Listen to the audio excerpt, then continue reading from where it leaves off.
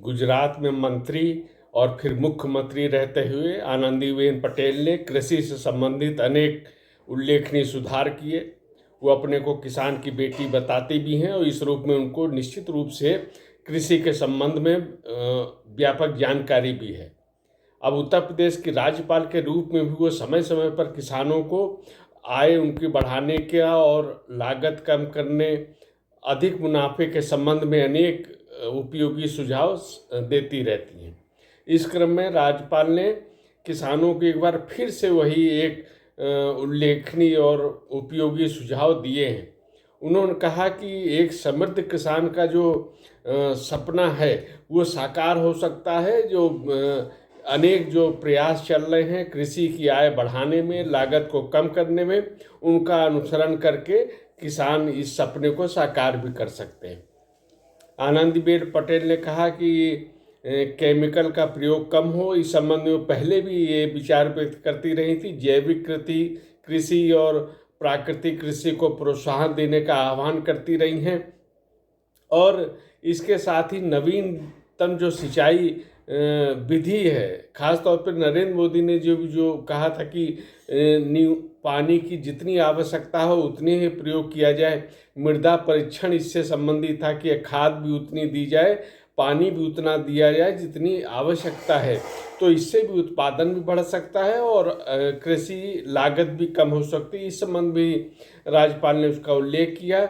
जो उन्नत कृषि है उसको किसान लोग अपनाएं, उससे भी उनको लाभ होगा। इसके साथ ही पशुपालन को भी कृषि से पूरक के रूप में देख कर चलना चाहिए, मान के चलना चाहिए और उन्नत नस्ल हो या पशुपालन पे अधिक ध्यान दिया जाए, ये भी एक बहुत ज़रूरी है। इससे भी किसानों का भी लाभ होगा और पोषण का जो विचार है वो भी एक तरह से पूरा किया जा सकेगा।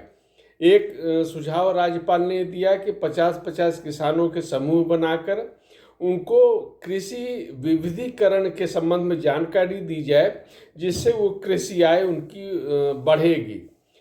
कृषि से संबंधित जो व्यवसाय हैं उनको भी किसानों से जोड़ने का प्रयास होना चाहिए, तो उससे भी किसानों की एक आय का एक स्रोत भी बढ़ेगा और उसका उनको लाभ होगा।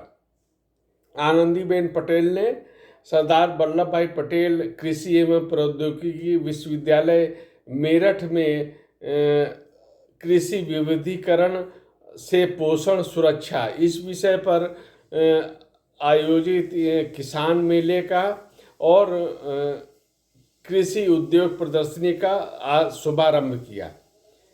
कई दिन तक ये चलनी है और इसमें किसानों को बहुत अच्छे तरीके से उनको तकनीकी जानकारी, फसल के अवशेष किस प्रकार उनका प्रबंधन करना है, श्री अन्न का किस प्रकार उत्पादन बढ़ाना है। राज्यपाल ने भी इसका उल्लेख किया। वो पहले भी कहती रही हैं कि श्री अन्न जो 2023 को मिलेट्स ईयर घोषित किया गया है, तो ये भारत की विरासत है, धरोहर है और इसको आज आधुनिक विज्ञान भी स्वीकार कर रहा है कि ये पोषण के लिए, कृषि के लिए लाभप्रद है और जमीन की उपजाऊ क्षमता भी इससे बनी रहती है, इसमें बढ़ती है। तो ये सारे कार्य जो हैं वो किसान लोग भाई करें और यहाँ पे करीब 150 से अधिक स्टॉल भी लगाए गए हैं। उसमें किसानों को बीज से संबंध में, कृषि यंत्रों के संबंध में, अन्य उनको जो कृषि कार्य में जो सहायता है उस संबंध में जानकारी दी जा रही है। उसमें संबंधित चीज़ें वो खरीद भी सकते हैं किसान और व्यापक रूप से जो तकनीक का इस्तेमाल करके कैसे कृषि की आय बढ़ाई जा सकती है। राज्यपाल जी ने भी कहा कि जो तकनीक है वो खेत तक पहुंचनी चाहिए और किसानों को उसका पूरा लाभ मिलना चाहिए।